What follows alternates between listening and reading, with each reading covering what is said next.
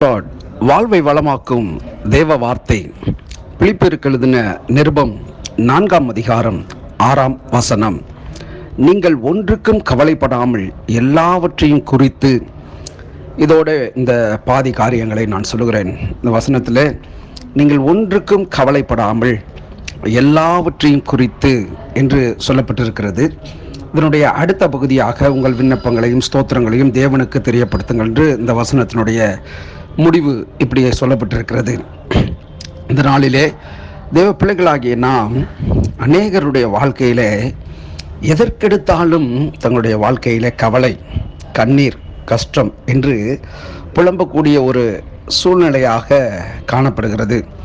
ஆனால் வேத வசனம் சொல்லுகிறது, சத்தியத்தையும் அறிவீர்கள், சத்தியம் உங்களை விடுதலையாக்கும் என்று சொல்லி, இந்த நாளிலே கர்த்தருடைய பிள்ளைகளாகிய நாம் சத்தியத்தை சரியாக அறிந்து கொண்டு வாழக்கூடிய நபர்களாய் நாம் காணப்பட வேண்டும்.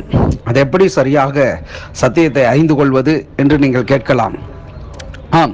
இந்த சத்தியம் என்பது தேவனுடைய வார்த்தை. தேவனுடைய வார்த்தை என்பது தேவனே, கிறிஸ்து இயேசுவே. அவரை நாம் நம்முடைய வாழ்விலே சரியாக அவரை நாம் புரிந்து கொள்ள வேண்டும். இன்றைக்கு அநேகருடைய வாழ்க்கையிலே கஷ்டங்கள் வருகிற பொழுது கர்த்தர் கைவிட்டு விட்டார், கர்த்தர் என்னை மறந்து விட்டார் என்று புலம்பக்கூடிய ஒரு சூழ்நிலைகள் உருவாகிறது.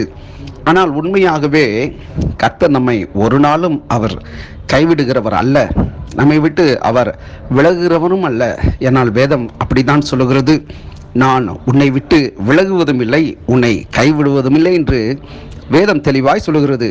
தேவ பிள்ளைகளே, உங்கள் வாழ்க்கையில் எந்த சூழ்நிலைகளின் வழியாக நீங்கள் கடந்து வந்தாலும் எதை குறித்தும் நீங்கள் முதலாவது கவலைப்படாதிருங்கள். எந்த காரியத்தை குறித்தும், சின்ன காரியமோ பெரிய காரியமோ, இது தேவனால் முடியும், இது தேவனால் முடியாது என்று ஒரு முடிவை நீங்கள் உண்டு பண்ணி வைத்து கொள்ளக்கூடாது என்று நான் உங்களுக்கு சொல்லுகிறேன். தேவனிடத்தில் எந்த ஒரு காரியமானாலும் அது சின்னதோ பெரியதோ என்று ஒரு வித்தியாசங்கள் இல்லை. ஏனென்று சொன்னால் தேவனுடைய பார்வையிலே நாம் படுகிறதான காரியங்கள், நாம் படுகிறதான வேதனைகள், இது எல்லாமே ஒரு பொருட்டு அல்ல. ஏனென்றால் ஆண்டவராகிய இயேசு கிறிஸ்து அவர் பட்ட பாடுகள், உபத்திரவங்கள், துன்பங்கள், துயரங்கள், மனிதர்களால் கைவிடப்பட்ட ஒரு நிலை, அப்படி அவர் அநேக உபாதைகளை அவர் ஏற்றுக்கொண்டு அவர் கடந்து வந்திருக்கிறார்.